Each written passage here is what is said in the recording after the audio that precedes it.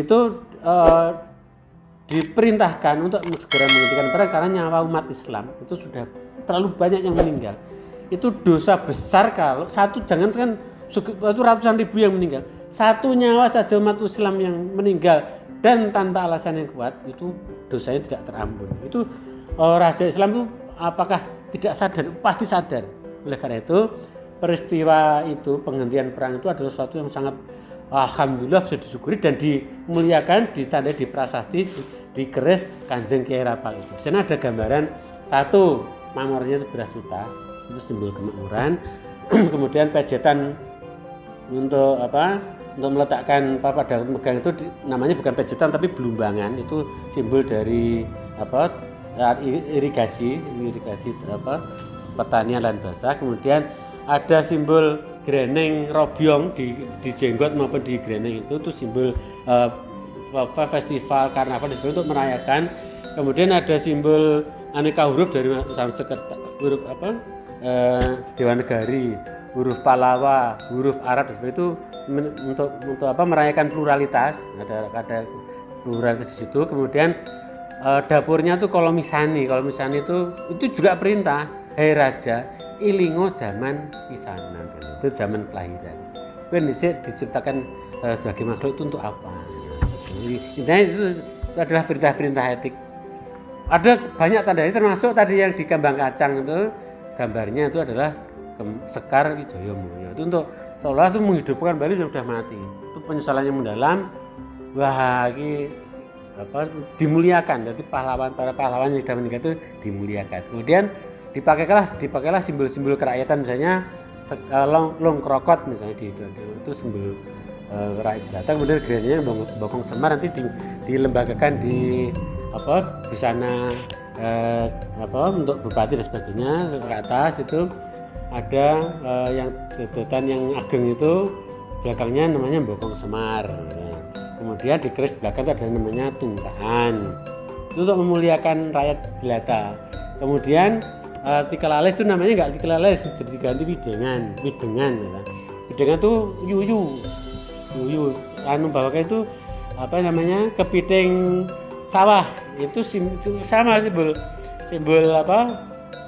simbol derajat luhur. Itu dulu rongko yang dikasih tanda widengan itu hanya dipakai untuk raja dan kerabat yang paling dekat itu dipindahkan ke situ supaya bisa dimiliki masyarakat. Supaya masyarakat itu juga punya hak atas keningratan. Dan seterusnya itu artinya berarti keris itu adalah simbol dari situasi kira-kira tahun 175 itu sebagai perayaan munculnya kelahiran baru, zaman baru, kemudian siklus zaman yang 4 itu dibalik, langsung balik lagi ke Kertoyuga. Jadi Surakarta itu adalah simbol kemakmuran, simbol munculnya zaman baru. Saya kira itu yang perlu digariskan, Bang.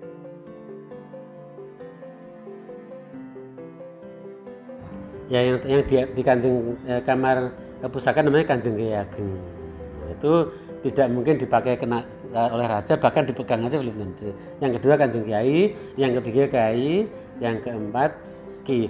Tapi saya mumpung ingat, jadi Kanjeng Kiai Rapal itu kemudian dibuat duplikasinya tapi tidak sama. Jadi Kanjeng Kiai Rapal itu dapurnya kalau misalnya, tapi yang Kiai Rapal itu dapurnya Parung Sari. Itu dipakai siapa? Gubernur Jenderal Belanda. Nah, itu sekarang masih di Museum Polkenkunde di Leiden. Ada riwayatnya bahwa itu dulu terakhir dipakai Song Kretier Baut, namanya itu Gubernur Jenderal waktu itu. Dan itu bayangkan ya, proklamasi kerajaan Jawa dibaca oleh Belanda, itu coba bayangkan seperti apa. Tapi Belanda dengan senang hati memakainya. Itu anehnya di situ. Belanda tidak merasa bahwa ada pemberontakan dari tidak. Itu ternyata taruh misalnya sweet rebel, jadi pemberontakan yang manis. Jadi Belanda tetap memakainya dan itu derajatnya tinggi kan Pak Mas. Jadi Kiai Rapal itu rongkonya itu ladang tapi capu. Jadi capu berarti untuk ageman dodot. Jadi untuk derajatnya tinggi. Jadi dia pakai hanya untuk pisuanan, itu resmi. Nah itu kan dimuliakan si Belandanya itu. Mereka direngkuh sebagai bupati. Jadi harmoninya ternyata seperti itu Mas. Jadi tidak ada ideologi yang tidak dirangkum di Jawa. Semuanya dirangkum. Bahkan Bathara Kala pun itu dimuliakan. Karena apa? Kala Misani itu yang buat Bathara Kala. Yang jadi dapurnya Kanjeng Kiai Rapal itu. Kemudian di keris yang lain Panji Kuda itu company itu disimbolkan sebagai singa, sementara Jawa disimbolkan sebagai naga. Jadi keris Panji Kuda itu gambarnya 2, naga dan singa. Nah itu indahnya di situ. Jadi orang Belanda meskipun diberontak nggak merasa sakit hati, ya enjoy aja gitu. Itu harmoni di Jawa itu sampai seperti itu. Terima kasih. Oke, ini sebetulnya yang ngomong bukan saya. Beberapa ahli yang mengatakan diantaranya Denis Lombard bahwa itu perdebatan Sunan dan Sultan itu sudah dilakukan sejak zaman Panembahan Senopati. Jadi waktu itu yang berkuasa itu Sunan Giri Prapen ya Mas ingat. Jadi pada saat pemanahan mau Jumeneng Ratu, pemanahan bukan Panembahan Senopati, mau Jumeneng Ratu di bumi Mentawais itu konsultasi kan sama Sunan Giri Prapen, enaknya gelarnya apa dan sebagainya. Tapi intinya bahwa di Jawa itu gelar tertingginya tetap Susuhunan yang disunjung. Kemudian Sultan itu karena konsepnya bukan konsep Jawa, adalah menandakan dia adalah simbol untuk penguasa-penguasa lokal. Terus yang kedua gini, di Jawa ada dua konsep tentang kekuasaan. Satu, kekuasaan seperti Nabi Muhammad. Jadi Nabi Muhammad itu seperti ya Nabi tapi juga penguasa secara teritorial. Tapi yang kedua yang lebih disukai oleh orang Jawa adalah Nabi Khidir. Nabi Khidir itu disebutnya selalu pakai nama Sunan seperti Sunan Kalijogo. Jadi bukan Sultan tapi Nabi Muhammad itu Sultan. Kalau Nabi Khidir itu Sunan. Jadi lebih ke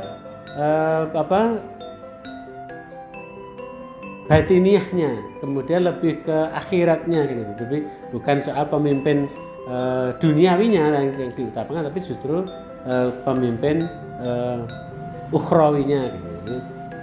Itu beberapa ahli mengatakan begitu, termasuk kisah-kisah yang mengiringi Sunan Kalijogo misalnya tentang Tirtomerto misalnya. Tirtomerto air kehidupan itu bukan cerita Hindu, itu cerita Islam itu. Karena dulu pada waktu Nabi Musa bertanya pada Allah, apakah aku orang paling pintar? Ternyata tidak. Ada orang lebih pintar dari Nabi Musa, namanya Nabi Khidir, itu disuruh mencari. Ya.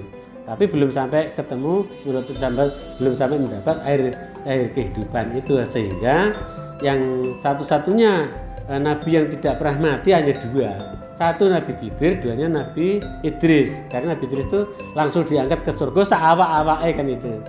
Bukan diangkat, sebetulnya dia berada di sana dan nggak mau kembali ke dunia kan itu. Intinya seperti itu Mas. Jadi Sunan dan Sultan kira-kira seperti itu.